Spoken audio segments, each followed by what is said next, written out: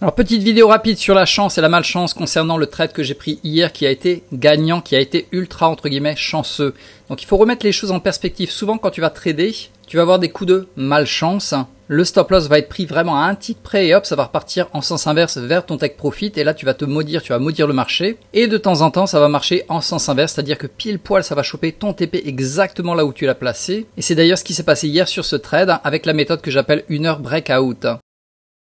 Donc avant de te montrer le trade et de te l'expliquer, j'avais lu ça dans un bouquin qu'il faut absolument que quand tu aies des trades ultra chanceux comme par exemple hier où pile poil le TP a été pris et ensuite c'est revenu en sens inverse jusqu'à éventuellement faire un break-even.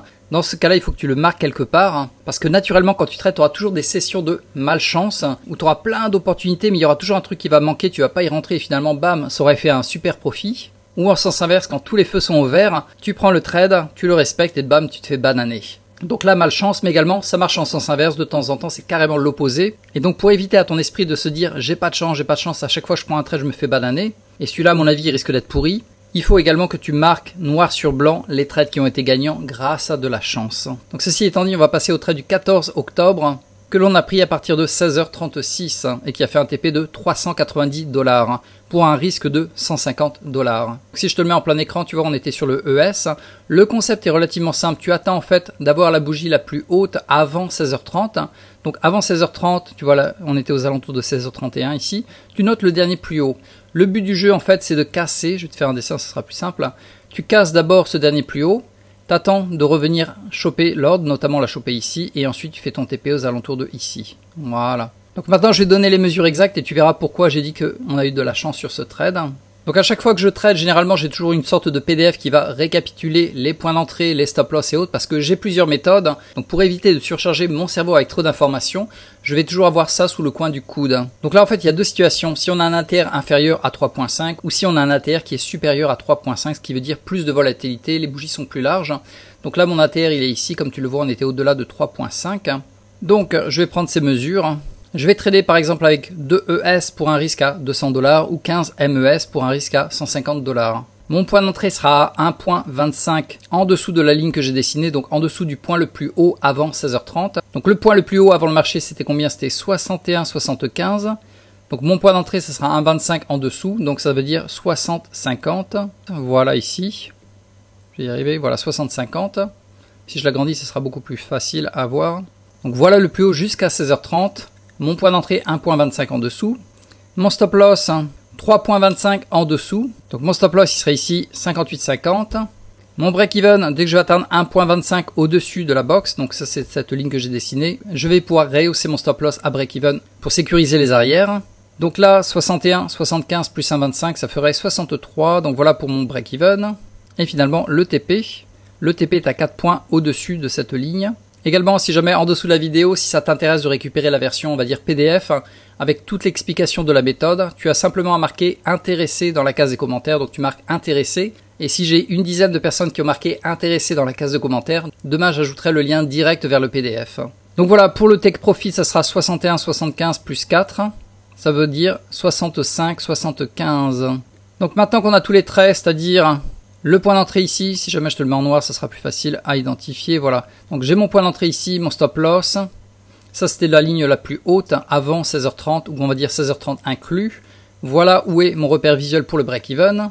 Et finalement mon TP ici. Et on va voir comment ce trade s'est passé en replay. Donc on va aller chercher le replay, on va le mettre le 14, il était 16h37. Hop, on va le mettre ici. Voilà, on y arrive. Donc voilà comment ça s'est passé, D'ailleurs on l'a fait trader en live hier soir et il a été effectivement gagnant. Donc là en fait c'est la bougie la plus haut, on va dire le point le plus haut avant 16h30, inclus la bougie éventuellement de 16h30. Et qu'est-ce que l'on va attendre? On va attendre de casser en fait ce haut avec une fermeture, donc là on l'a eu. Dès que c'est fait, on va pouvoir poser notre ordre d'achat qui était ici, c'était la ligne noire. Donc j'ai posé mon ordre d'achat, j'ai mon stop loss, j'ai mon TP, éventuellement la ligne que je vais te faire maintenant en bleu, ça sera le break-even. Donc pour l'instant, on a juste cassé la ligne, on a juste posé les ordres et on attend la bougie d'après. Donc voilà, je suis rentré à la bougie de 16h37 et comme tu le vois, en fait, le stop loss est pas trop loin. Et ensuite, on a atteint finalement, hop, le break-even. Donc déjà, j'ai pu rehausser mon stop loss au niveau du point d'entrée de manière à sécuriser mes arrières. La bougie d'après, on n'a toujours pas atteint le TP, ça yoyote un peu. Et c'est là où je te parlais tout à l'heure de la chance, parce qu'en fait, comme tu le vois, cette bougie, on est revenu à un tick au-dessus de mon stop loss, que j'avais remonté au niveau du break-even. Donc à un tick près, en fait, mon trade aurait été neutre, sans gain, sans perte, mais il n'a pas pris à un tick près. Et ensuite, c'est remonté à nouveau, mais toujours sans atteindre le TP, et finalement, hop, ça l'a méché, mais vraiment juste exactement là où j'avais mis mon TP, et c'est redescendu à nouveau, et par la suite, c'est redescendu à mon break-even.